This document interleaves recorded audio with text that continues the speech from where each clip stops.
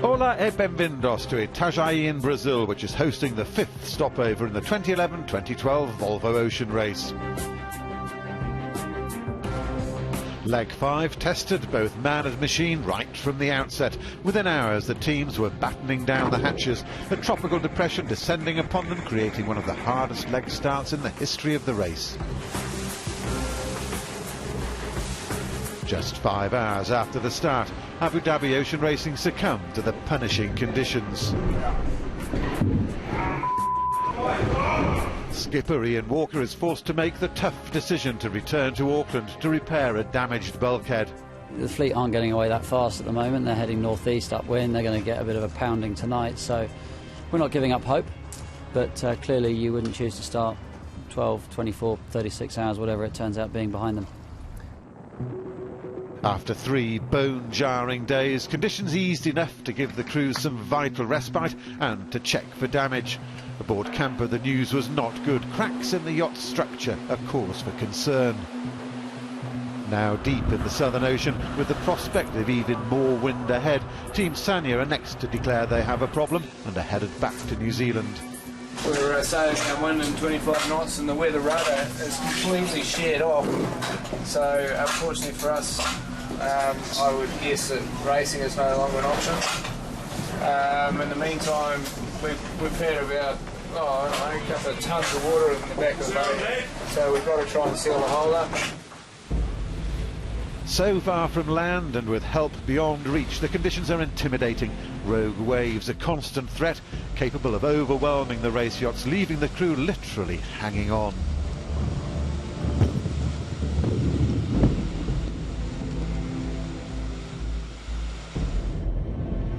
With the conditions set to worsen, Camper skipper Chris Nicholson is forced to make a tough decision. Cracks in the yacht structure have worsened and it's time to concede defeat.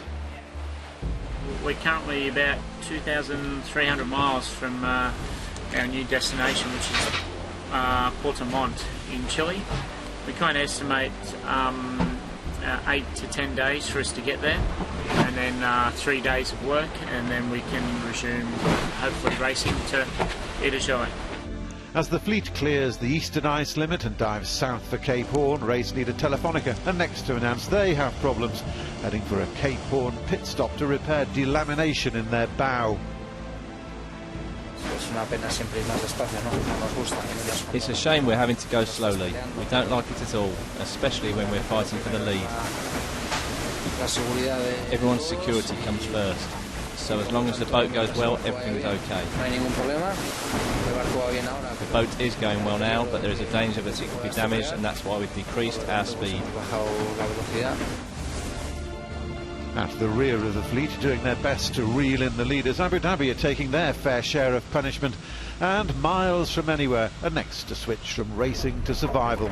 Again, delamination is the issue. Ian Walker forced to retire from racing and follow Camper to Chile.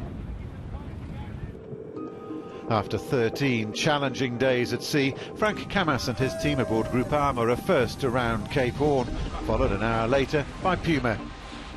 14 hours later, Telefonica are the third team to pass the Cape Horn milestone, only to suspend racing for 17 hours as they make a pit stop at a remote Chilean island to repair their damaged hull. Puma and Group Armour, meanwhile, are locked in a battle for the top spot, the lead swapping as they race up through the South Atlantic. But as the leaders battle light winds and continue their match race abeam of Buenos Aires, Telefonica are in surfing conditions and are making a remarkable comeback. Incredibly, they're threatening to overhaul the race leaders.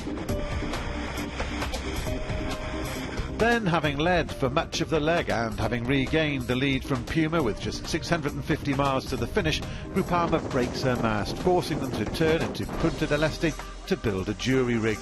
We're sailing upwind, not too pressured up or anything, relatively comfortable, or what we thought was comfortable, and next thing we heard a very loud bang, and in slow motion just saw the mast fall over the side. It's quite high compared to us. If Puma thought the win was in the bag, they were wrong. Each new sked places Telefonica even closer to the American team, a scrap to the finish now on the cards. And here they come again. Damn blue boat. I hate that boat. Have I mentioned before I hate that boat? After 19 days at sea and more than 7,500 miles sailed from Auckland, Telefonica are within a few hundred metres of pulling off one of the biggest comebacks in sailing history.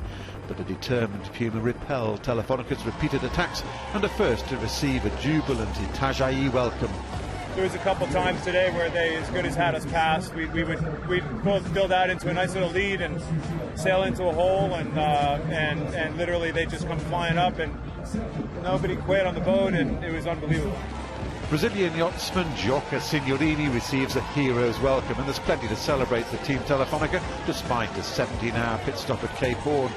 Their incredible comeback to secure second place means they stretch their overall lead to 20 points. Groupama complete the leg under jury rig to claim third, and a month after they began, Camper are last to arrive under sail, claiming 15 valuable points. 48 hours prior to the In-Port Race, Abu Dhabi arrive in Itajai by ship, the shore crew poised to leap into action to repair her damaged hull. We got 48 hours before we need to leave the dock for the In-Port Race, so you know, we started saying it was a 5-day job, then we worked out how we could do it in 70 hours, and you know, we've got to do it in 48 hours, so it's in the hands of the shore crew, and I'm quietly confident that they'll pull it off, but let's see. Dock out time for the In-Port Race, and this is the good news. Ian Walker at the helm of Abu Dhabi Ocean Racing. They've made it. They went out a little bit early so they could do some testing, and then just a short time later down came the crews. This is Camper with Emirates Team New Zealand. Race leader Telefonica, EK Martinez. There's a bit of a joke going on there that we'll probably try and explain to you a little bit later as we see the fleet getting ready to head out of this gorgeous little port and down the river. Friends and family saying farewell, so we'll be saying hello again in a matter of a couple of hours. Big wave from the boys on Telefonica. Puma now moving out. Big crowds down here as we expected, having seen the numbers that flocked in for the arrivals here just a short time ago. Tony Ray and Chris Nicholson waved goodbye, so to the guys on Groupama as they head out to the racecourse. Out on the water now with EK Martinez on Telefonica. A bit of a contrast to the Southern Ocean, this, I'm afraid, EK, but how does it feel to be back on the racetrack? Well, it's fantastic. Every time we have to stop is a pretty busy time for us also, no? We have to try to have rest, but then also have to be looking after the boat, no? A little bit. Shore crew was doing a good job, and the boat is nice now, so yeah, really looking forward to go racing again. Now, it could be a bit tricky out there today. Well, what will be your tactics? Well, right now there is no wind at all, but we're expecting some wind, so I hope it's going to come soon. If it's very light, I think round the marks and put this spinnaker up and down is already a tough one. So yeah, for sure, try to start well and try to be in the front. No? But yeah, very focused in all the maneuvers. Try to don't have a problem and don't lose a lot. No, and fight for this podium position, which is always good. We wish you well, EK. Good luck today. Thank you very much. Thank you. Hope we're going to have a good luck. Ian Walker, how amazed are you that you are actually out there?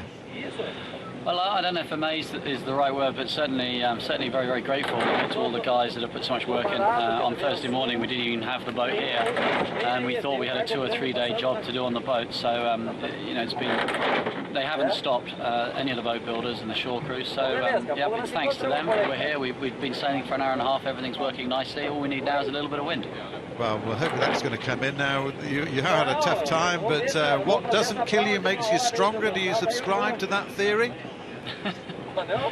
Yeah, I think we've had a tough time, but I think all the teams have had their difficult moments in this race, and you know, there's still a long way to go. So, you know, it's just nice to be sailing again, to have the sailing team together, to just go through our routines and to be talking about racing and looking forward not only to today's race but the next leg. It should be a fantastic leg to Miami, and just so grateful that we managed to make the start of it, because when we broke the boat in the middle of the Pacific Ocean, you know, this was looking very, very unlikely indeed.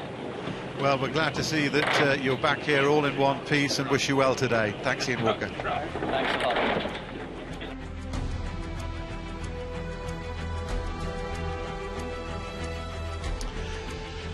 Look looking pretty dark and, well, not dismal, because we're hoping that that means there's some breeze. We've been looking at flat calm there all day, but there is the breeze. It's in.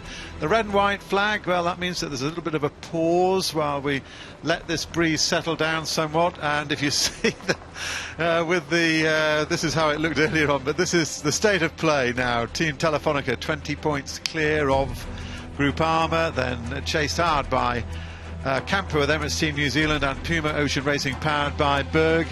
Just 6 points the difference between those two, and it's the top four that are really challenging for this Volvo Ocean race in this latest edition. And here we are in Itajai with the In-Port Race, the DHL In-Port Race here, and these points absolutely vital now for every race. 5 more In-Port races to be held, 4 more legs in the Volvo Ocean race.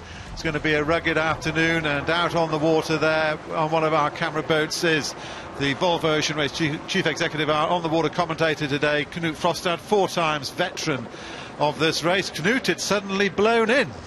No, it had absolutely filled in, and it's a great pleasure for me to see that we have some pressure here, because just half an hour ago it was nothing, and now we have probably around 10 to 12 knots of wind, and it's even building. But it's going to get wet. But if there's something these guys are used to, it's to be wet. So I think it'll be a great race. OK, now also with me up in the commentary box, Peter Lester. I mean, we've been looking at what the weather's likely to do, and well, it's a bit of a relief, isn't it? We were looking at an absolute mill pond there before. Well, Harrod has changed, and the temperature has dropped a little bit. We've got the wind is in, it's coming from the south or southeast. And I think we're going to be in for a good race. It looks like a downwind start. But Martin, it's changed very quickly. There was a slight postponement, but we understand the postponement flag has come down, and we've been told that it's course 4, so it'll be 10 legs. So it's a long course, but short legs. So there's the course configuration. We can see up, downwind start to that top mark, back to the start finishing area, over to the offset mark, back to the start area, and it'll be twice round. So it'll be exciting, Martin, because it's going to put the teams under a lot of pressure with a lot of turning marks. Well, they're certainly used to pressure, and Knut Frostad, you were mentioning before that these teams have sure had plenty of rugged conditions to put up with, and I guess in many ways, given the battering they had through the Southern Ocean, you're glad that there are actually 5 boats on the start line. Yeah, I've been looking at what we have on the start line today, and only 2 days back Abu Dhabi just arrived and had to do a pretty big job on their boat. So I'm really grateful to all the guys on the short team in Abu Dhabi, because they have been working flat out to make this happen. And I can just see here from where I'm standing, Abu Dhabi is sailing out here, and plenty of breeze and looking good. So this is great. Does say a lot about the interest that there's been in the race. I mean, we've seen in the preview running up to this programme the incredible conditions that they had to endure. Well, what have you kind of learned, do you think, from the carnage that the boat suffered and then recovered from? Well, it's still quite early to draw conclusions, but we've seen 2 kinds of problems in this leg or in this race so far, and one has been related to the rigs and one has been related to the boats, and I think they are quite different. The rig problem we don't really like at all, when we are disappointed to have it, because we didn't have any rig problems in the last race. So that is something that just has to be fixed, and we have to realize what was developed and what was tested this time that we don't want to see in the future. But on the boat side, it is definitely a challenge for the guys that the boats are so fast that when you have that kind of speed in rough conditions, it's very difficult to slow down, and it's very difficult to build the boat strong enough for those conditions. Well, they've survived. We're looking down at Camper now. They've done a big rebuild up on the bow, and this boat is shooting along. We hear that it's stronger than ever, and they're very pleased with it, and they'll be hoping they've got it somewhat bulletproof again. Well, you can see the conditions of this is just absolutely out of nowhere now. I mean, we were looking at a clear, sharp horizon a very short time ago. Pete, this is in. Oh, it is in, and the visibility is dropping, and it's raining quite hard already out on the course. There's plenty of breeze. We can see there's the clock is running. We're up to 9:45 to go through the start. We're having course 4, so 10 legs. It's going to be a busy afternoon for the guys out on the water and for the spectators. because it's unfortunately the conditions are going to be a bit wet. And Martin, we're sitting up here in our high-rise watching this, and I think we're in for quite a challenging afternoon ourselves. Well, I have to say, we've just tried to waterproof the equipment here because we think it's going to come blasting in through our open-air commentary box. But we're looking back at the fleet now. You can see those clouds, you can see the rain that's coming in here for this DHL In-Port race here in Itajai, Abu Dhabi, streaking in from the left-hand side of your picture. We thought we might be in for a driftathon. We're in for anything but, and this will be hard work, and it's made even more hard work by the fact that there are essentially there are only 10 people doing the work of probably 20 on a normal boat this size racing in a Grand Prix race. And Knut Frostad, it is just incredibly hard work, head down and just getting on with it. Well, it is a very big boat for 10 people to manage. I mean, we have 750 square meters of sails up at the start line here, which is a lot of sail, and what makes it hard is obviously that there's short legs, so they have to be very careful in how they plan their maneuvers, and what is the winning trick for these guys now is to be very early in their planning and avoid getting sort of stuck in the end with a very short distance to drop sails or raise new ones, and that's what we saw in Auckland when we had quite strong breeze, and some of the teams were tempted by trying to do late drops and late maneuvers to gain a few extra meters, and then they end up in a huge mess at the end of the mark. Well, it's going to be a case of trying to match sort of conservatism with a real racing spirit, because we're looking especially at boats like Camper and Puma. Points are just vital for this, Peter. Points are up for grabs, and of course coupled with the short-handed nature of the boat, because of the crew numbers, only 10 people working in the boat. These boats are actually set up for offshore sailing. So that means the winching system, the way the winch system's configured, the way some of the running rigging, the ropes that control the sails are led, are such that they're set up for offshore. They're not for inshore. And so the adaptation by the crew, what team can adapt and use the boat in the short track, could be the winner of the race. Martin, it's going to be a downwind start, and I think that's really important. Time run, time on distance, but the first mark rounding, when they'll go from Jenica to an upwind sail, could be a big moment. Now, Knut Frostad, you are actually out there in the thick of all this, and I would imagine that part of the battle, really, I mean, it's not like we're looking for puffs of wind, it's coming down in a great, long, wet line, so it's going to be a real difficult job here for the navigators. Any idea what their tactics might be? Well, I mean, with a big dark cloud and the front like this passing through, a lot of things can happen, and obviously the wind can die as well after the front has passed through. But I think the big trick now for the guys is they're going to have to get the hoist right with the spinnaker and time this start line, because if you get this start right, you're going to be speeding and doing 15 to 20 knots right away from the start line. And if you're just a little bit late with your hoist, it can very quickly become 3, 4, 5 boat lengths before you know it. So the start downwind in a good breeze is exciting and it's challenging, and it's not necessarily the best to be closest to the line. You may want to be just behind the guys, but have full speed. Well, it's going to be a very rugged afternoon already. The wet T-shirts are very much in evidence as we look back on board Abu Dhabi.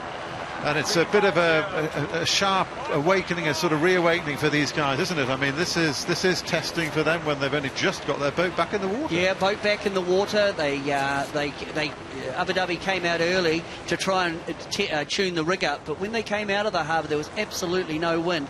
Now the wind is in. It's around, it looks to me, around 12 to 15 knots. It's a little bit miserable, although it's very warm.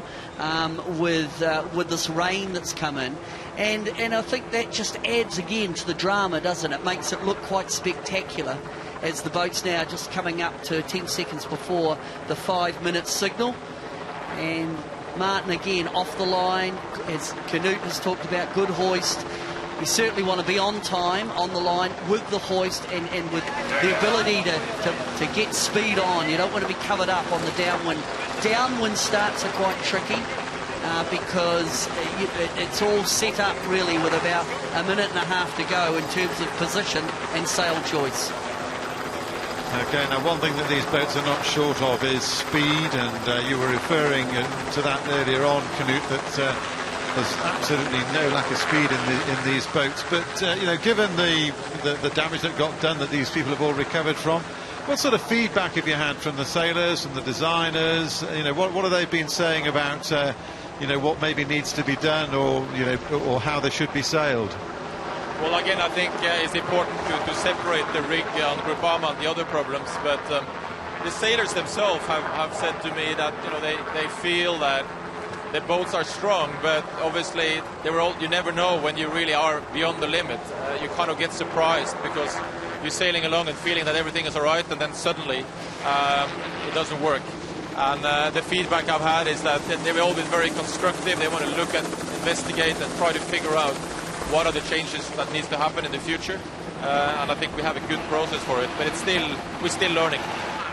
Well, they're still learning on these boats. They're going to have to learn around to get. It's the first time that we've seen them actually sailing at a quite astonishing rainstorm, because we normally, from our eerie 16 floors up on this high-rise block looking out over the port, have a pretty good view where we can see precious little through the gloom. There's a few sort of sharks' fins that have got, that these boats have the look in from a distance as we look at Puma getting ready, getting lined up for what is going to be a real test. Yeah, Puma got a Jannar on, although it's a downwind start. Of course, in the pre-start you need the Jannar so that the team have the ability to manoeuvre the boat in pre-start. But when the gun goes, we'll see their spinnakers go up or their jennikers go up, and they'll head off to Mark 1, and it's 1.3 nautical miles to that first mark, which will come at them very, very quickly, because they're going to be going down there at pace. And so although once the excitement to the start is over, very quickly the teams will be and the crews will be getting set up for the takedown at Mark 1, and that takedown could be crucial, because the teams that exit Mark 1 in good shape, I'm sure, will dominate this race.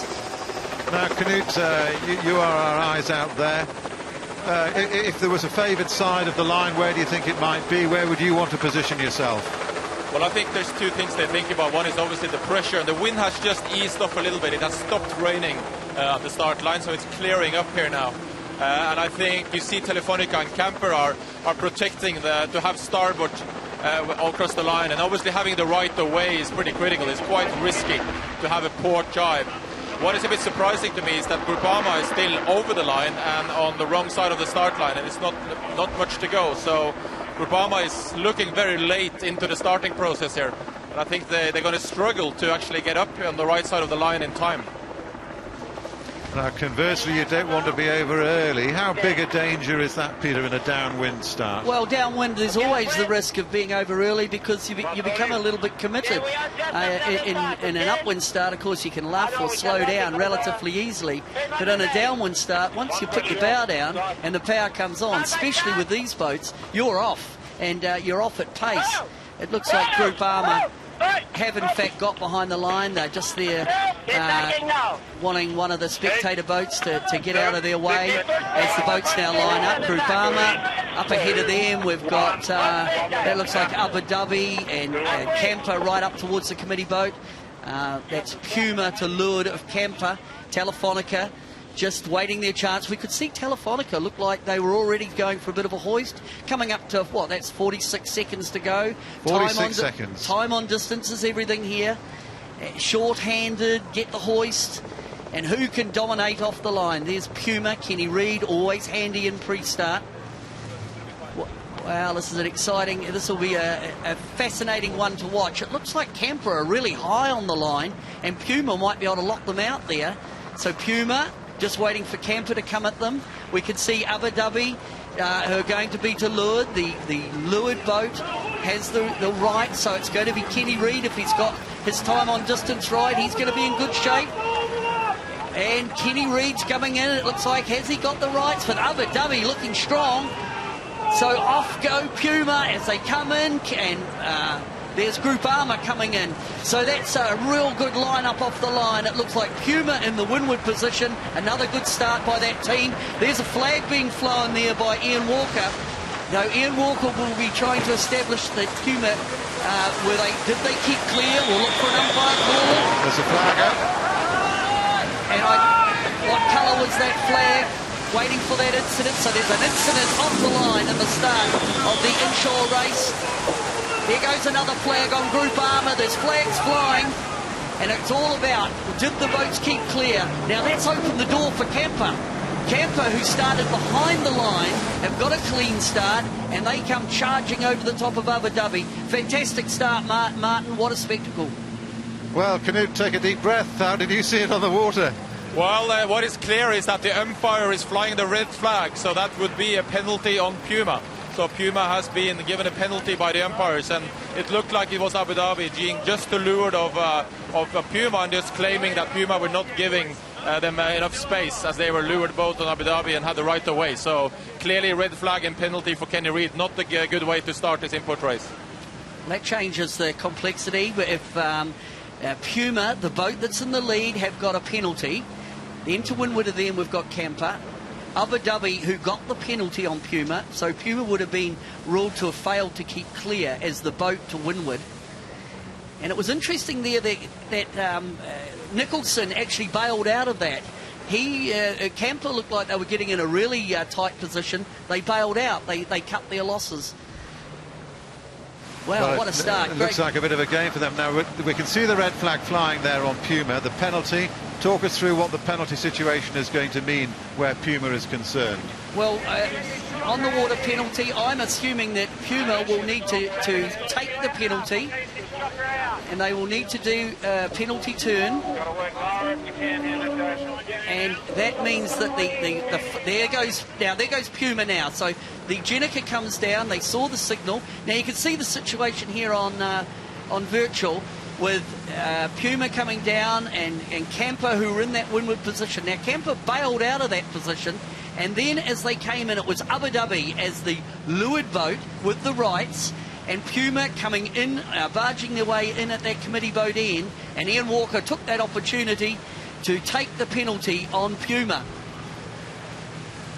So we've got Puma now doing their penalty turn as we see Camper sneak around there, and this is the mess that a penalty accrues. The kite all over the place, and well, you can just see Ken Reid at the back. All the body language is saying everything. These points were so vital here in this import race, and that's put them right to the very back, and it's going to be hard, Canute Frostad, for them to play catch up now.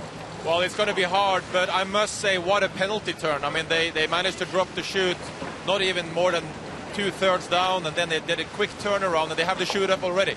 So they're back in the race, and that was a very well done maneuver. But still, in this kind of racing, going from first to last and being now behind that way, it's not a good start, and it's going to be tough to catch up. Okay, while you're out, if you can cast your eye around there a bit. Oh, hang on, we're just going to watch the replay here, Pete. Yeah, just look, it's the Abu Dhabi coming at Puma that was the issue, and Puma are required to keep clear as the windward boat. And what was significant is that Camper bailed out of that situation because they were looking at danger. And then Group Armour also got into the mix. They came again with the luffing rights at Abu Dhabi. But of course, Abu Dhabi were really like a bit like the meat in the sandwich. But Camper, Nicholson did a good job of getting out of danger. And down at the leeward end, watch out, it was Telefonica and Ika Martinez and his team that really just kept right out of the fight that was going on at that committee boat end. Well, not really in their interest to get involved in a scrap like that, Knut. No, absolutely not. And it's interesting, I'm just 5 meters behind the Camper here. And there's a lot of discussion. They're pointing at Telefonica on board, and they're seeing that Telefonica is managing to stay quite low compared to the others. And if they get a pressure, Telefonica can still be in a good position here. So I can see Stu Bannatyne is looking very carefully over there on that side of the racecourse. But right now it's difficult for Camper to get across Abu Dhabi's bow. So Abu Dhabi still has Camper locked in. And they're going to have to continue as long as they have Abu Dhabi just behind them. Yeah, Camper cannot jibe around Abu Dhabi's bow. The boats are on starboard jibe, so that's the look at Ian Walker, he's got the bit game between face. his teeth. And the boats are on starboard. When the boats jibe, they're on port, and as the port-handed boats are required to keep clear. So that means that Camper, although they're ahead on the water, they're not able to jibe around the bow of this bunch. But now Camper have actually, because Group Armour are affecting the wind on Abu Dhabi, that has meant that Camper can roll round the bow of Abu Dhabi. So technically, this group out on the who are on the seaward side are affecting each other. As we speak, looks like Camper going into the jibe, Simo jibe as Abu Dhabi goes with Camper, Group Armour goes with that group. Then we'll look, as the boats now settle down, look at Telefonica. Telefonica coming at pace. She started down at that leeward end, not being affected by anyone, and she could be, that she could really capitalise on this and actually be ahead at the first cross. Knut, how's it looking with you out there? Well, I'm just behind Group Armour and Abu Dhabi, and as you see, Telefonica just jibed on top of the other 3 boats. It looked like Abu Dhabi had to go behind Telefonica, and then luckily for them, Telefonica jibed on top, which meant that both Camper and Abu Dhabi can now continue. But what is interesting is that I think Abu Dhabi pushed Camper very far. In fact, they all jibed too late for the mark, and they now actually have to sail a tight angle to get to the downwind mark. So they could have jibed earlier, all of them, but Camper is looking in a good position. They got a little gap there to leeward. There is a gap, but when we look at the animation, it's the familiar blue signage on the mainsail of Telefonica that look like they've got the right ley lines through to the mark. The mark is essentially a left-hand turn, so it's stacking up very nicely for Telefonica. Telefonica, and to leeward of Telefonica, Camper. Camper will be being affected by the airflow coming off Telefonica. So another fabulous move by Ika Martinez. Keep clean at the start. They never seem to put a foot wrong. This is brilliant sailing. Look at the pace that they've got there on Telefonica. They are absolutely motoring down towards the first mark here at this DHL In-Port Race in Itajai. Now, Camper are going to get rolled here because the freight train is to windward.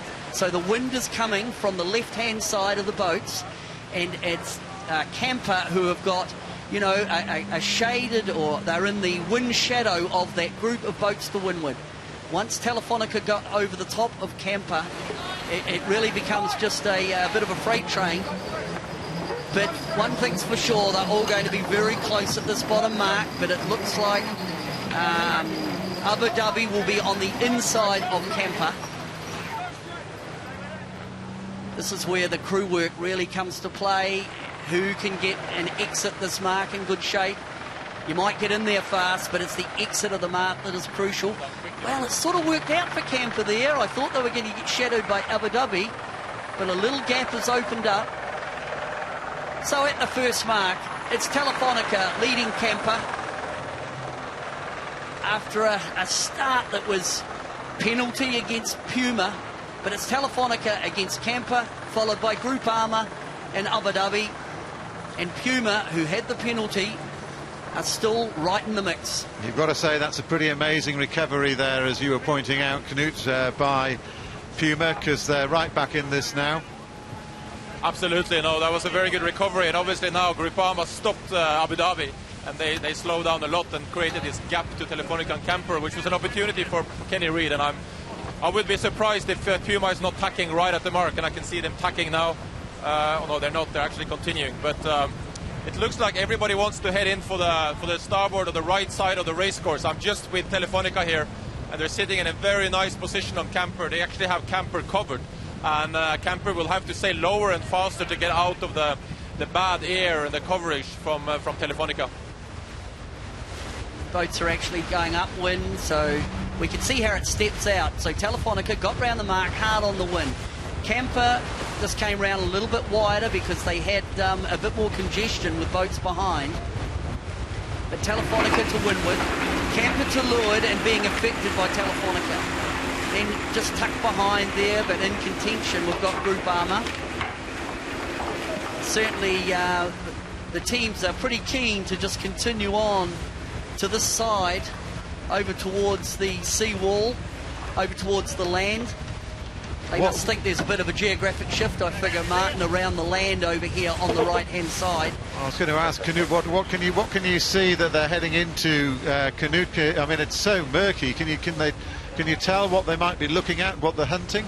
It's difficult to say, but what I can say is that the guys on Telefonica are pointing in towards the beach, and it looks like they really want to head all the way into land here. They feel very comfortable, and obviously looking behind them, they have good control on camper. And interestingly, Abu Dhabi has really fallen off the lure. They're really struggling in the place they are, and I think Abu Dhabi now is just going to tack to get out the free air, and they will tack and go behind most likely Puma.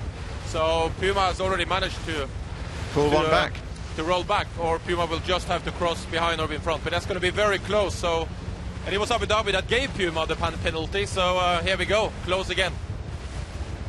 It's a cross coming up here. Abu Dhabi coming behind Puma. So Abu Dhabi didn't have the best mark rounding at Mark 1. As we look on board, there's the spinnaker down below. And of course now the crew, especially the mid-bowman and the pitman, got to pack that sail for the next downwind. We're watching Justin Slattery down below deck on Abu Dhabi, and this is the difficult job. He's got to try, and he's going to be wet inside and out, because it's a very sweaty, hot job down there. And then you get a soaking when you go back up, and so much sail to try and sort out in such a short time and with so few people. This is really hard work, really intense stuff in this DHL In-Port Race. Yeah, they're packing it. That sail needs to be packed, and the corners or the leeches of the sail as we need to be traced, so there's no twists in the sail for the hoist. As Telefonica going upwind, camper down to leeward, Telefonica. What's interesting, Martin, was the difference in starting strategy. There was that big log jam at the windward end, and high risk for the boats, especially initially it was Puma and camper. Nicholson pulled out of that bun fight, really, as he go on board camper, but it was at the leeward end that Ika Martinez, they kept out of trouble, clean start to lead, really, and that first cross was crucial. But is that in some ways a reflection of the scoreboard? I mean, all the other boats are desperate to get more points, and we know that if you can get a good lead, get off ahead on this, then you're in good shape. And conservatively, Telefonica were just keeping out of trouble. And were they keeping out of trouble, or was it a tactic? Oh, I think it was a tactic. I think they had a strategy to start away from the bunch. They would have figured out that there was going to be a log jam at that windward end, but of course, as long as you're in touch at the first jibe with starboard advantage, if you can get a piece, as we would say, of the boats coming from that windward end, and the windward end really slowed up as a bunch because of the luffing and the incident that happened after the start. Great shots here from the helicopter. We're looking down on camper. We're on board with camper now. The rain sweeping in. Canute, if you look up the track, is there any indication of the sort of character of this breeze? Is it just a solid wall? Has it got holes in it? What do you think? I think there's a couple of things. One is the river that runs out of Itajai, and the guys have actually sailed across the river entrance, and there is some current here that's been pushing them up, and I think that's one of the reasons they want to continue. And they've also been lifted on Port Chack. I look at the line Telefonica has sailed from the bottom mark. It's a very good one. And looking up on the course is clearer on the right side. It's more rain on the left side. And I think it's looking strong on the right side here. We have good pressure where I am with Telefonica. And Andrew Cape is still pointing towards the corner here, and soon they will have to set up for their ley line, and which is the edge of the course to get to the top mark. And it looks like Telefonica is planning to go all the way and have one tack on this upwind. On board Telefonica, it looks like sail going up on board. I can't quite pick what that is, but they might be looking at a different sail for the downwind. You can hear the chant. That's an indication now how heavy they are, these sails, and there might be a dry one down there, but they're going to get pretty wet pretty soon. 1, 2, 3, up they go. Oh, that's a battle. Physical effort required to get the sail up on board. Huge amount of work. And there's Itajai in the background. We've just gone past the pier at the river mouth and the current that Canute Frostad was talking about. And these boats are absolutely lit up now.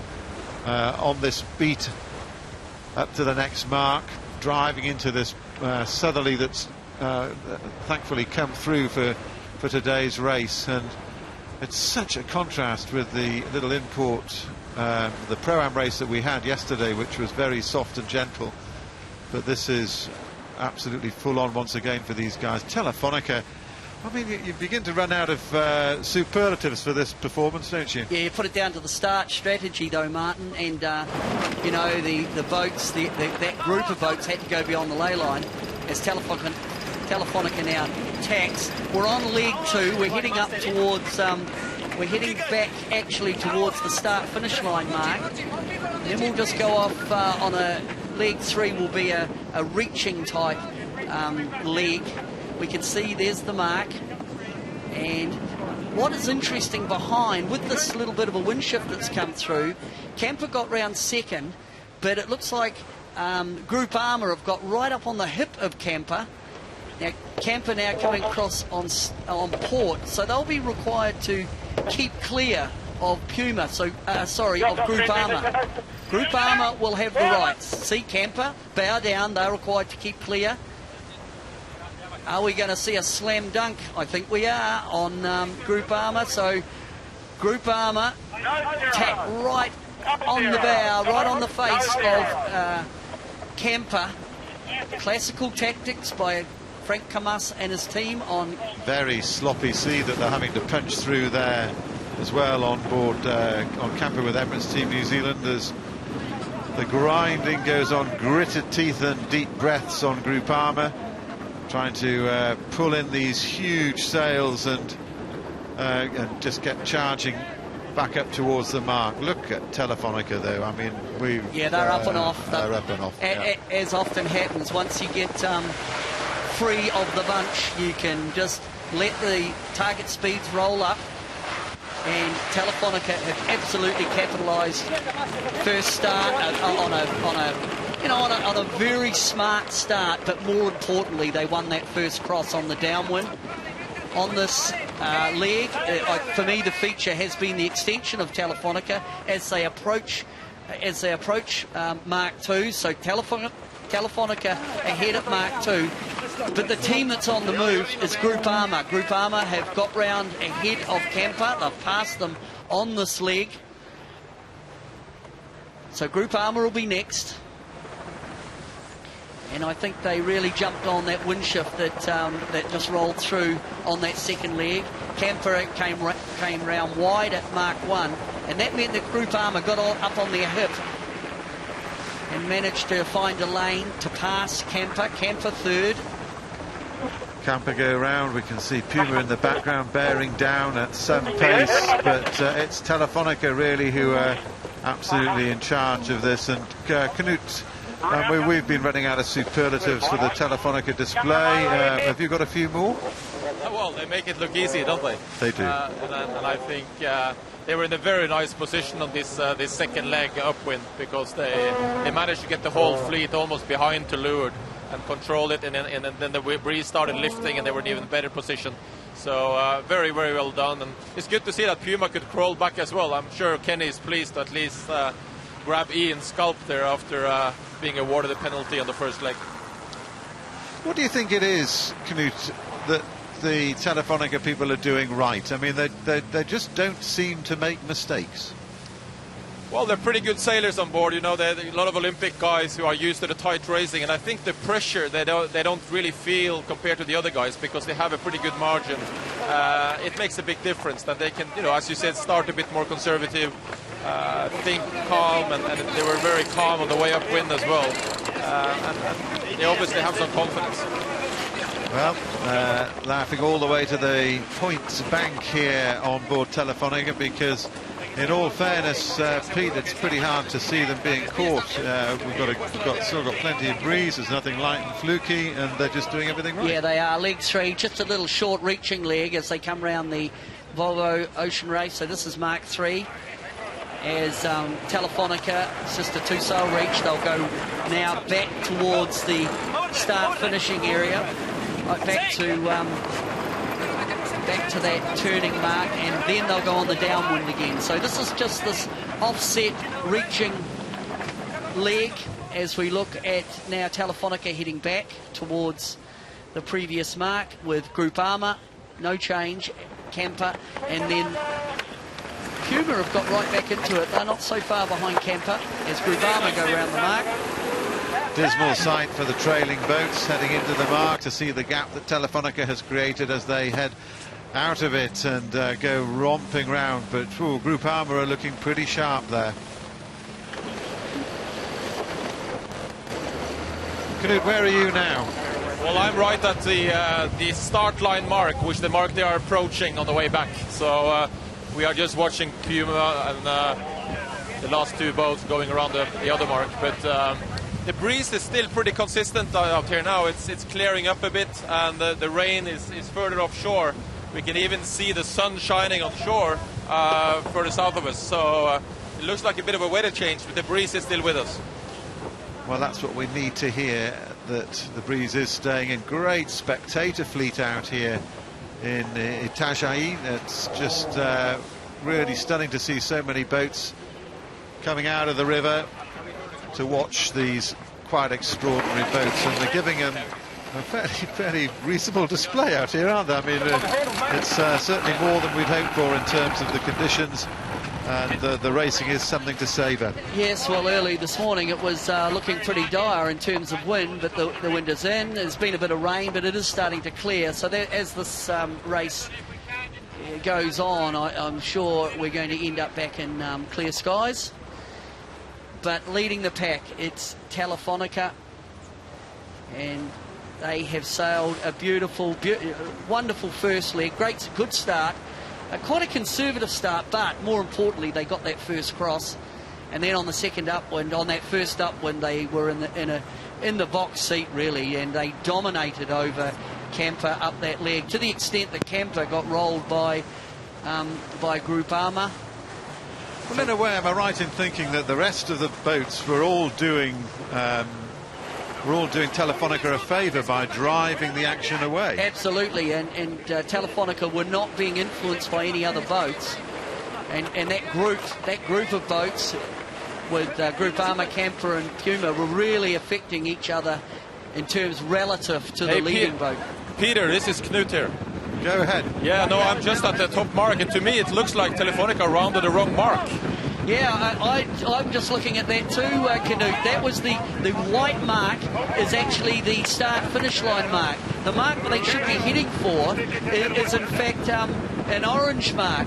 So while Telefonica have made a mistake, and that's well picked up by Knut, so Telefonica have made a mistake, and now the lead, we've got a lead change. It will be Groupama that are in the lead. We're meant to be going over to Mark 4. Mark 4 is the mark there, the orange mark. So a mistake, a procedural mistake there by Telefonica. That's expensive. Change of course. The flag there, the blue and white and red flag indicating a change of course. So Groupama take the lead at Mark 4. Well, is that the commentator's curse? We've just been saying that they can't put a foot wrong. And of all people, I would think Andrew Cape, well, I mean, he's the navigator on Telefonica, and he's been doing the most exemplary work. And now, well, I mean, this is a bit of a shambles as we watch Camper swooping around, ready to head off downwind again. So what I presume that Telefonica just have to turn around and come back. Yeah, they will have to unwind. They'll have to come back, beat up to that mark, the orange mark, and then head off. As Puma now step up to third as they come round Mark 4.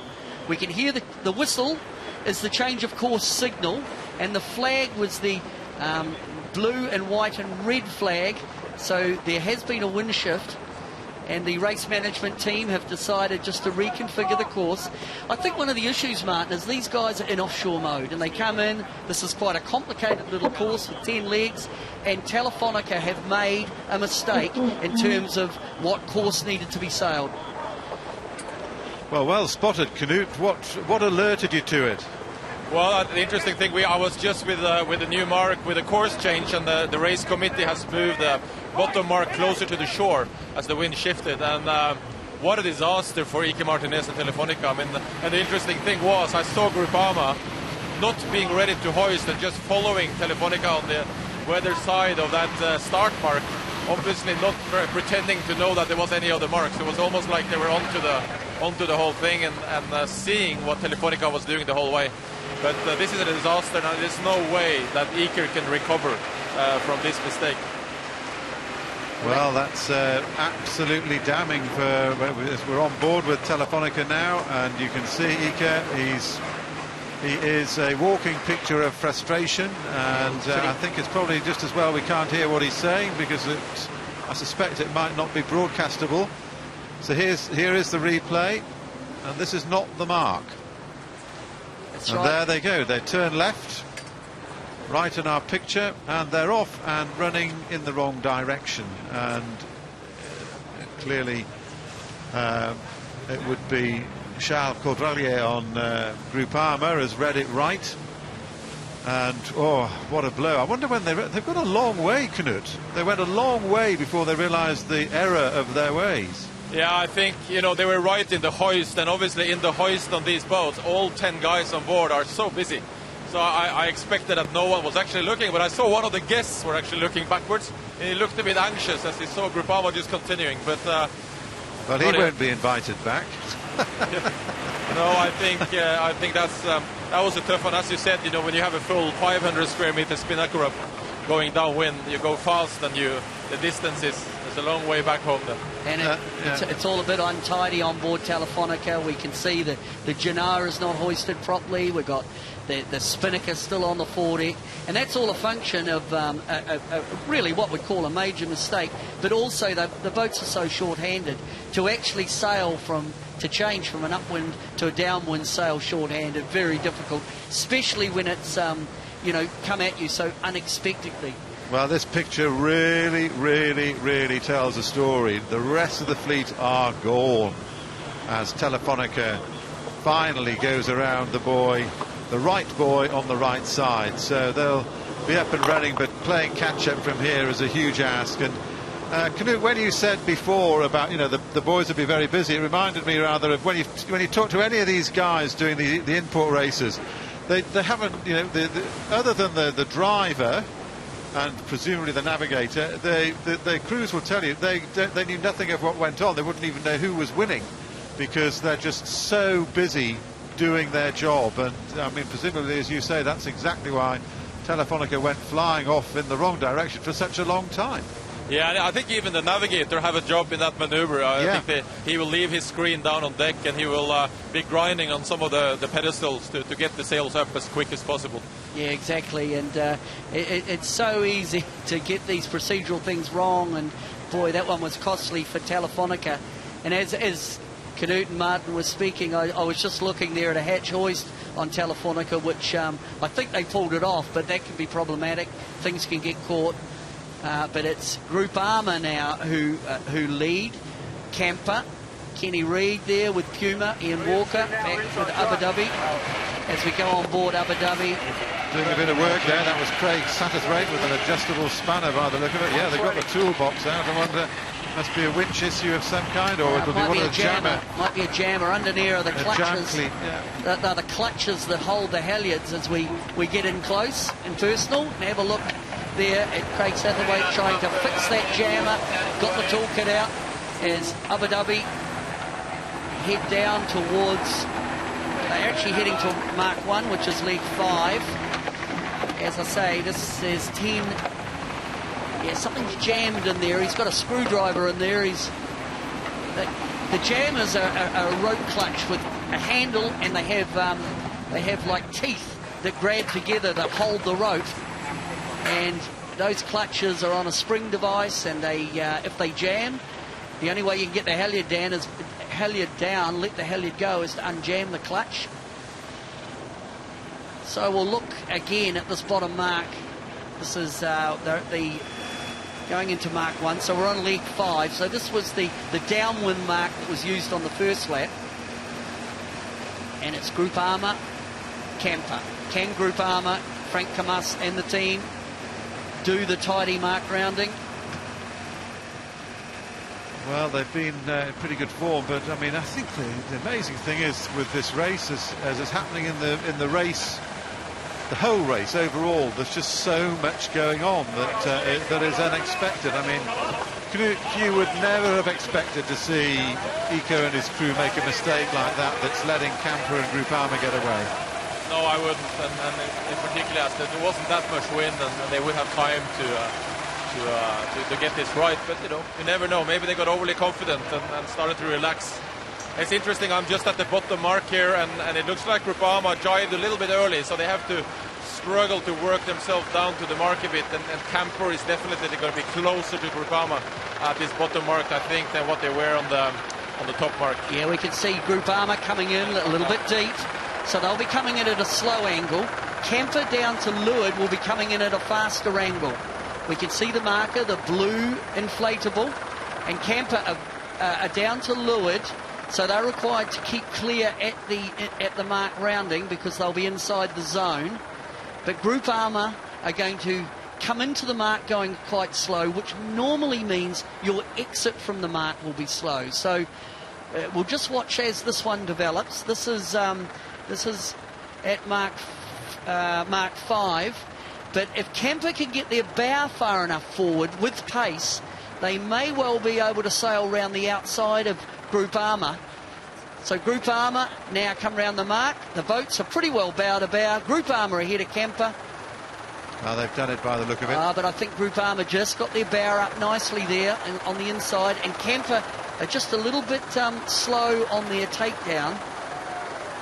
I tell you, to repeat it, that was a risky maneuver by Camper because now they didn't make it, and now they're going to be covered by Groupama. They're going to let Kenny Reed and Puma in behind them, and Kenny is going to get free air, and he's going to get a much better line there. So that was risky. I think Camper could be struggling with Puma on that one. Well, Kenny Reed comes round and Puma. We can see the result of short-handed. The spinnaker is in the water, but position-wise, Puma are on that inside. We can see they're just recovering the spinnaker with so few people. But Puma will be in good shape in terms of position. They don't miss a trick, do they? And it just keeps on changing, as we've been saying, and this is what makes this racing so exciting. So Ian Walker here back in the game, but mainly courtesy of Telefonica's mistake. But they're battling away here. It looks like they might have sorted out the issue. There's Craig Satterthwaite, got a screwdriver down, trying to get this massive kite out of the way as they start to thump their way back upwind in this DHL In-Port Race off Itajai. We're on leg 6. So we're heading back up towards the start-finish line area. This time they are heading towards the to the white marker. The white mark that Telefonica went round by mistake as we look at Ian Walker. A couple of guests on the back of Ian Walker's boat. They'll be well intrigued, I would have no doubt about what's going on. Look at concentration on his face. Concentration and concern. Can he get back in there? Because they were looking to this. They've liked the in-port races. They've normally liked them with the lighter conditions, and it was a bit of a brutal reawakening to have to come into such a strong breeze and strong conditions when you've had your boat on a ship and only just got it back in the water. Big ask for those guys, Knut. Oh, absolutely, a big ask, and also to change your focus from just surviving and wondering if you're going to race to actually be racing. But I'm just behind them now, and it's a big wind shift here. Groupama is headed almost 15-20 degrees, almost 30 degrees, and in much lighter air. So there's a big change in wind direction, and a lot of things can happen here. Yeah, well, now if there has been a wind shift to that degree, and I just take a little bit of a squiz, that will actually bring Camper back into the game, because as the leeward boat, as the bows of the boat rotate to the right, the boat on the right actually gets a little bit of they get headed, so their wind clears. And of course, when the boats tack onto starboard, they will in fact tack onto the lifted board, so it's quite fluky and shifty as the boats now are headed. And you can see the degree of header, wind, yeah. and they're heading right to the end of the breakwater. And we look at Telefonica still coming down to the marker. But this is a great race as the leaders are locked together, and Kenny Reid and Puma are right there with them. As we go back, is that a rip? I can see a tear there in the sail of Telefonica, but the sail didn't explode. So Telefonica having their issues as they come round. They come round Mark 1, and this looks a little bit untidy for Telefonica. So Telefonica are not having a good day. They started brilliantly, but the mistake on picking the wrong mark has been costly. Hey, Peter, I'm Knuter. I'm just behind Puma. And Puma had to really duck behind Camper and have caught up all the distance to Camper. So this is not over for the fight for second place or even winning. Okay, what we're hearing now is that they're going to shorten the course. So we'll work that one out and bring you the details of that. But in the meantime, this is Puma just being absolutely amazing, and they're catching up on Camper. And well, you know, it's the old saying, it ain't over till it's over, and you know, there's certainly scope for plenty of change. And now Knut, the rain's disappeared, and looking up the course, we've seen the wind beginning to shift around a bit. I mean, are we in for you know, some really tricky stuff in these last stages of the race? Well, yeah, it looks a bit lighter to me in close to the land now, but Puma went the furthest, and obviously they have everything to gain in their position, and they were much closer to Camper. But right now, to me, it looks a bit more breeze on the middle of the race course. But as I am with Camper, I would say they're closer to Groupama than they were just a few minutes ago, and this is by no means over, but it's getting close to the finish. Gee, Knut, it's pretty shifty out there. I'm just looking at the pictures. The wind on the water, it looks like it's quite patchy. Yeah, it is quite patchy, and there was this big shift, and you suddenly see Camper having more pressure than Groupama here, which is just, you know, 100 meters apart, so things can definitely happen. But right now it looks very good for both Groupama and Camper on pressure. Well, I think Puma went a bit too far inshore there. Now we are hearing there's actually been a shorten of course. They've shortened the course up. Knut, what can you tell us on that? Have you got the info on that? I don't have that information, unfortunately. I'm just here with Camper. So okay, we're being told they have shortened the course, and they're going to actually finish after the next little reaching part of the course. So they'll come up to Mark 2, then they'll go across to Mark 3, so that's the little reaching leg, and then they'll finish at Mark 4, which is the start-finish area. So there has been a shortened course, so that's going to favour Groupama. I mean, the boat in the lead, you always like to hear, Martin, if you're in the lead, the course has been shortened. So we can see here the course, so they're heading back up towards, right now, up towards Mark 2, and then they will go across on the small reaching leg, which is over towards the shore, and then they'll come back and come through the start-finishing area to finish. So what that means, though, is the boats that are in dominant positions at the moment, really, which is Groupama and Camper, probably will be smiling. If you're down the back, you wouldn't be so happy. And down the back is Abu Dhabi, Justin Slattery there, running up there, flicking the jib down there, run. I mean, it's just absolutely non-stop, grinding. And no respite here at all on board Ian Walker's boat. He'll be disappointed with where he is, but on the other hand, he'll be glad that he is actually racing at all, because you know they've put all that effort in to get there, and it would be, you know, disappointing for them if they were absolutely trailing the fleet, which they aren't now, courtesy of that huge error from Telefonica. So here we've got Groupama being chased by Camper, but Camper kind of running out of options. Can you see anything tricky out there at all, Knut, that might help the challenging boat just press a little bit harder? Well, it's hard to say, but I think Puma went a bit too far inshore. It looks like they gave away quite a bit of distance there to Camper from where I could see it. So it looks still pretty solid pressure here on the top mark where I'm now. It looks lighter towards the reaching mark. actually quite a lot lighter. So that little dog leg could also be up for a surprise. I mean, you could slow down a lot getting into that reaching mark, and then the leading boat's going to be caught up. So the boats now have both tacked. They're heading over towards the white inflatable, and it's Group Armour from Camper, and then Puma, and then the boats will just come away on a reach over towards Mark 3, and then back to the finish at Mark 4.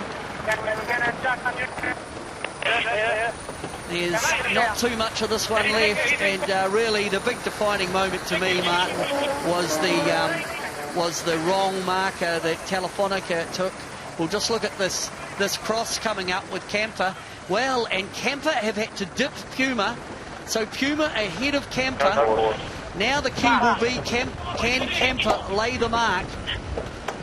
So ley lines are everything here. We can see this is a tight moment. Chris Nicholson, we could see him doing that little rocking sensation. He did, looked a little anxious there. A little bit of nerves, I would suggest, Martin. So it did, Knut was saying before that it looked like they were quite a long way off, but in fact Puma, they came back nicely. Come back really nicely as we watch them frantically grinding back in. So here's Group Armour, and this is, well, they're just looking the business out there again. It just looks a fast boat. Group Armour, they're looking good. They've sailed round Camper to get into the lead, or into second, and then Telefonica made a mistake, handed it to Frank Camas and his team. But really the real scrap now is between Camper and Puma. Well, can Camper lay it? That's the key here. Boy, it's a tight ley line for the red boat. So we've got Camper to leeward of Puma. Well, that's how tight it is. That's the view from on board. I think they can squeeze just to get in there. Camper had to dip on Puma, so Camper are going to lay this. And then Puma. Boy, what a comeback from the Americans. Absolutely extraordinary. And this is, well, I mean, you know, there's only 6 points overall between these two guys. Puma having won that last leg here into Itajai. And here you've got, well, how much closer can that get? This is amazing racing. Now they're scrapping for points here, Martin. And the next turning mark, it gets tough though for the trailing boat to get in a passing situation on this little two-sail reaching leg. But for sure, Chris Nicholson will be fighting. He'll be scrapping to try and keep points here on Kenny Reid, and Puma is the big cat there to jump. So, well, he's done the business, Frank Camas. He's charging away. Look at the boat move. I mean, this is where I'll say again, it looks fast, obviously, because it is fast and it's being sailed beautifully. Yeah, so this is leg 7 as they come into the offset mark. They've only got one more leg to go to the finish for the Frenchman. As they've come over there, it's a two-sail reach, and these boats love planing, and we know this boat is potent. As they come round the mark, that's mark number 3, so we're on leg 7. So Group Armour are on the reach to the finish. This is leg 8 for Group Armour, and we look back, Camper and Puma. It looks like Camper have consolidated themselves on Puma. It'd be hard to think there's not really a passing lane on these two-sail reach legs. But Knut, this has been a fascinating race here in Itajai. You must be pleased with this one.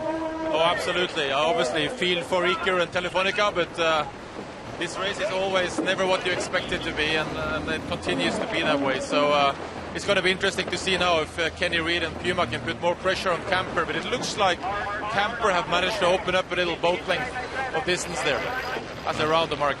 And how vital might that boat length prove to be as we watch Mamostro, Puma Ocean Racing powered by Berg, come flying round on the chase, on the hunt. They'll keep it up. It ain't over again until it's over.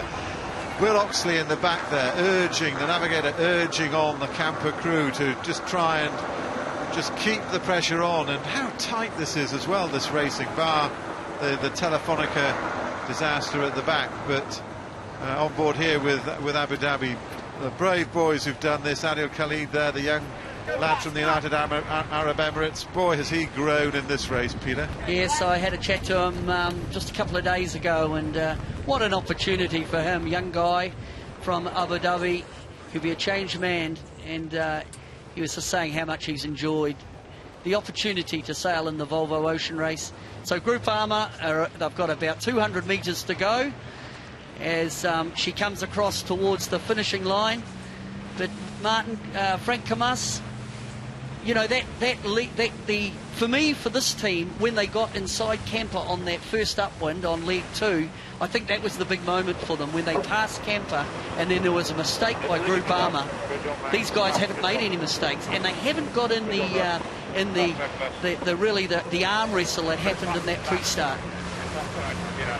Group Armour literally flying towards the finish in this in-port race in Itajai. Marvellous scenes here.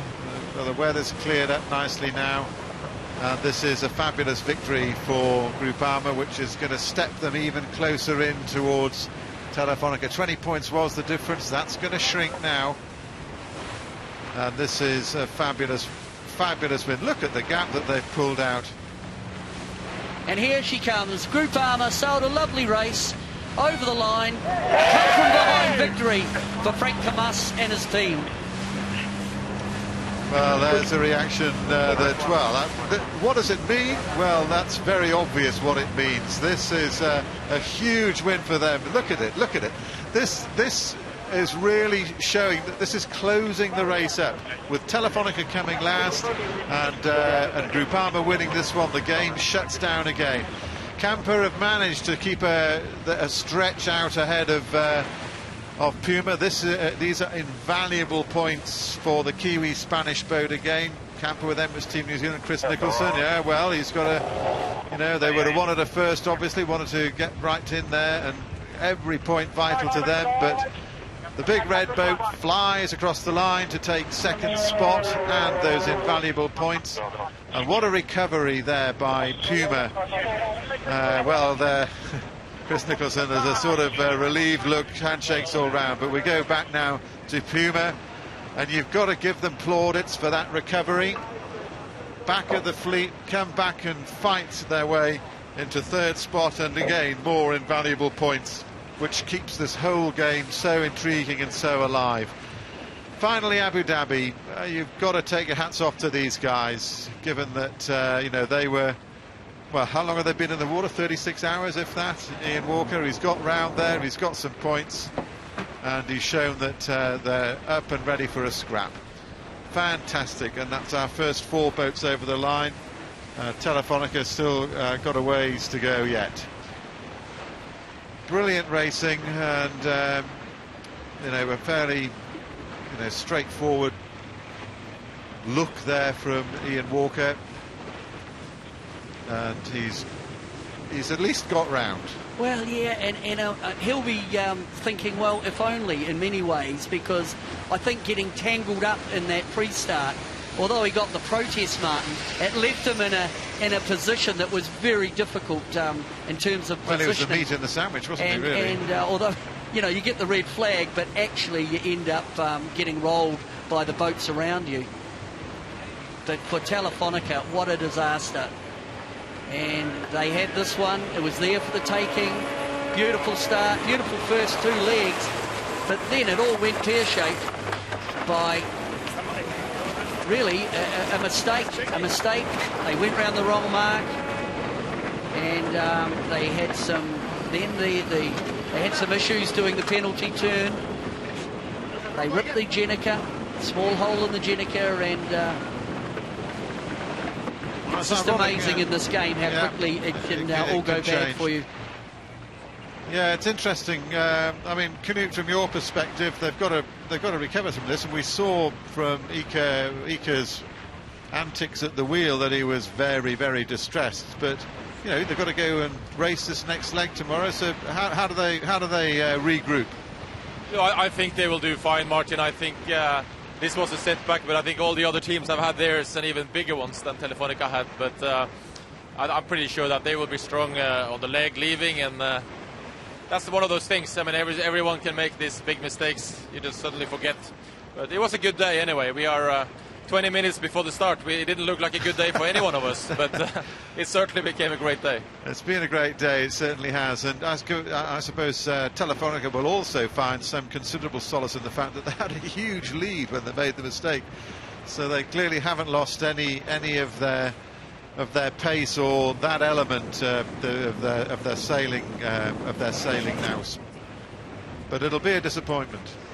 Oh, it certainly will, because again, you know, you just open the door a little bit for especially Group Armour in this instance. They're starting to look strong, and they're a fast boat.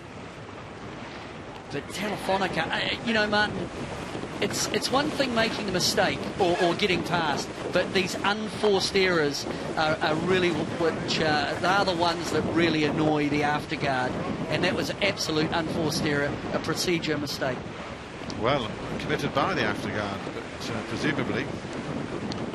So here we are with Telefonica bringing up the rear of the fleet. I have to say, still looking a picture, going like an absolute train and looking absolutely the business, as these boats do. Structurally sorted out and ready to tackle the next leg tomorrow. As Knut says, I'm sure they'll regroup in good order and certainly remember where they were when they made the mistake and how imposing they were looking until that error of taking the wrong mark, which I think was at that mark. Was that the guilty mark? Anyway, here we go. This is Telefonica, and I think we might be able to go and have a chat with our race winner, Frank Camas. And Frank Camas, are you hearing us there? Frank, can you hear us? No, he's trying.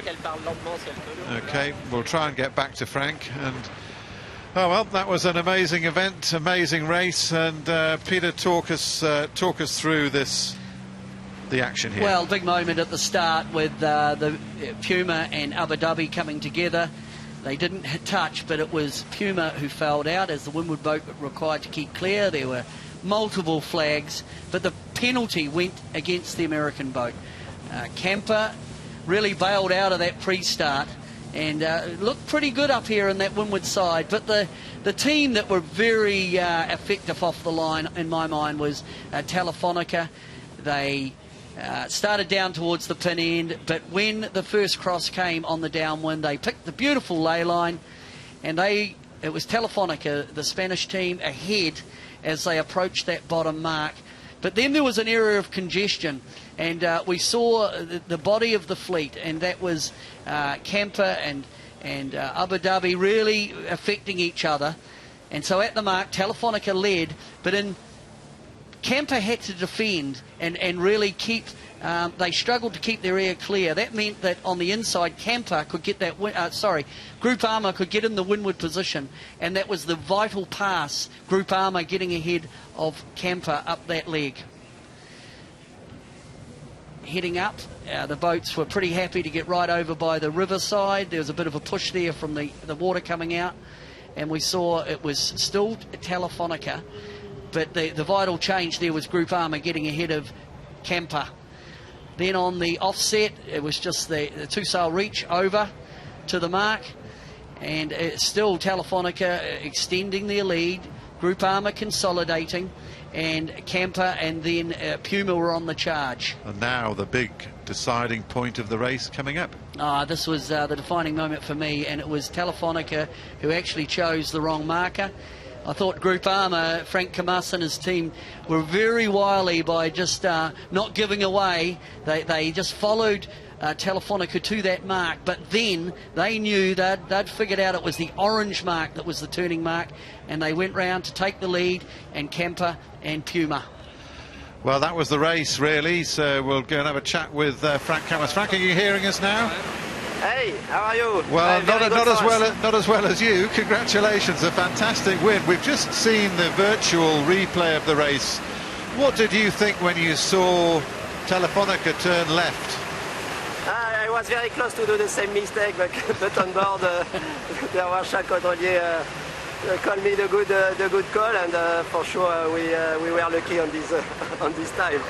Now, Frank, on the upwind from up to Mark 2, you managed to get around Camper. You got a lovely windward position to pass Camper on that second leg. That was a big moment in the race for you. Well, for Camper was for sure was very tight. We did a little bit mistake in the last lay line to go to the bottom mark, but we managed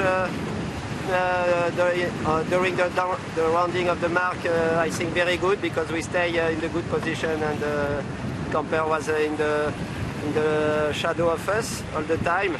And then at the end we were a little bit lucky, because Camper fight with Puma, and he has to duck behind Puma, so it was easier for us after to manage very soft the boat, and without pressure for the last leg. Now, Frank, what does this win mean for you? I mean, I know it means more points, but I mean that's a big deal. Yeah, we are very happy, because we did some big improvement during this kind of race, the inshore race, compare what we did in Alicante, for example, and now we are in the match, and when we are in the match, sometimes we can win, like today, but we were in a good fight in the lead of the fleet, and with some mistake around us, we can win. It's always the boat do the less mistakes win, but for sure every boat did some mistake all the time, because it's very hard to manage this kind of boat on this very short course. Well, congratulations, a fabulous way for you to head into the next leg tomorrow, and thanks for talking to us, and enjoy your champagne. Thank you very much. Bye-bye. A very happy Frank Camas there, obviously a very happy Frank Camas. Couldn't have been better. I mean, you know, you've got they've come first and Telefonica have come last. It's an absolute perfect result for Groupama.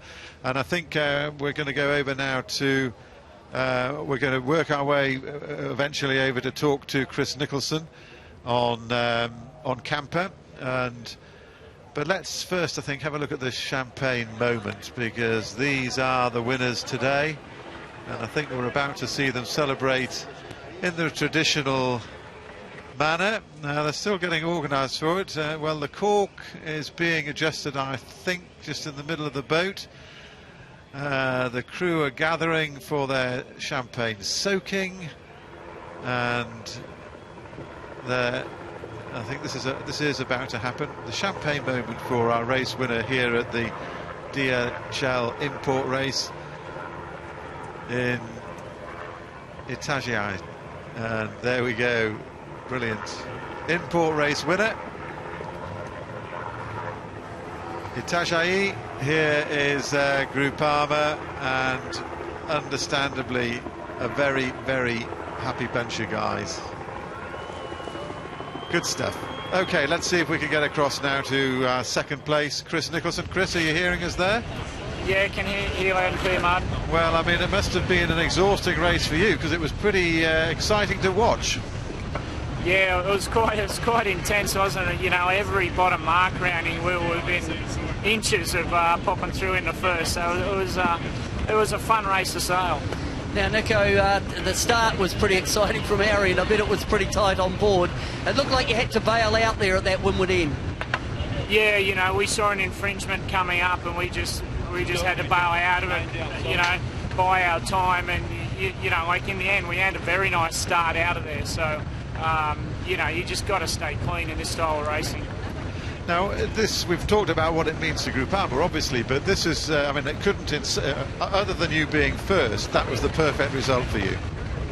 Yeah, you know, I guess you didn't set the world on fire, but we didn't make too many big mistakes. So, and you know, and we had, I thought, flawless crew work. You know, our bottom drops and everything the guys were pulling off were just fantastic.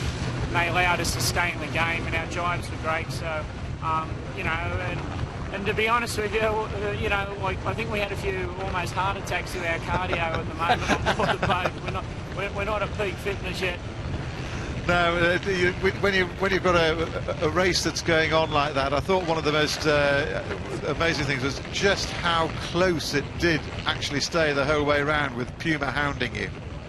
Yeah, absolutely. You know, like, it was just come down to that last tack to duck and make the way, and you know, like, it's nice when it goes to plan like that, and you know, it was good racing from everybody today. Okay, well, thanks very much for talking to us, Chris. Congratulations, and look forward to seeing you carry that form over tomorrow. You bet. Thanks, guys. Okay, Ken Reid, I wonder if Kenny, can you hear us there? Yeah, I got you. Yep. Kenny, what an amazing fight back. I mean, it's not exactly where you wanted to be, but you must be pleased with the way that you recovered. Yeah, I got to start buying the judges a little more champagne or something. I don't know. I'm a little confused, to be honest, but no, good for the guys for plenty of fight to make up for that little issue, and yeah, that's the best we could do. Now, Kenny, can you talk us through the pre-start, because obviously it was pretty tight. What went on at that windward end? Well, we wanted the weather end. We got the weather end, obviously. The way I look at it is, Peter, is that Abu Dhabi was 15 boat lengths clear astern. Gun goes, they got to bear off. They have to go to a proper course. And to be honest, I don't know what the judges are going to say. The gun had gone. They're coming from clear astern. They got to go to proper course. And it's not windward leeward. It's, you know, it's, I don't know. I got to go talk to them. I got to see what they're seeing. Because right now we're not seeing the same thing as he is. Okay, now obviously, you know, you had, as we say, to battle back. What did you think when you saw Telefonica take that left-hand turn? Because that was the making of the race and got you up on the podium. We thought maybe hallelujah. All the guys on the boat just kept saying, "Don't bear off yet. Don't show him yet. Don't show him. Don't show him." We knew it was the other mark, and yeah, we weren't going to do him any favors there and try to show him that they had gone around the wrong mark. So, hey, you catch a break every once in a while, and yeah, good for us. Okay, thanks for talking to us, Kenny, and good luck tomorrow. Okay, thanks, guys. So, well, it is going to be the talking point, 2 talking points, and this was the first. Yeah, it was, and you can see coming in, and Kenny didn't think there was an overlap, although that's showing maybe the boats were overlapped. And if the boats are overlapped, the windward boat, the leeward boat, which was Abu Dhabi, can luff. But if the boats aren't, you are required to go back onto proper course. So that's quite a contentious one, and I'm sure there will be plenty of discussion about that red flag in the pre-start. Okay, now next in line of our chats, I think we've got Rob Greenhalgh there. Yeah, hi. Rob, absolutely, you know, ferocious race for everybody, really. I mean, you were back on the water, you were in it. Obviously not the result that you'd be looking for, but on the other hand, there's the sort of atmosphere on the boat that you're back racing again. Yeah, I mean, it's obviously great to be out there.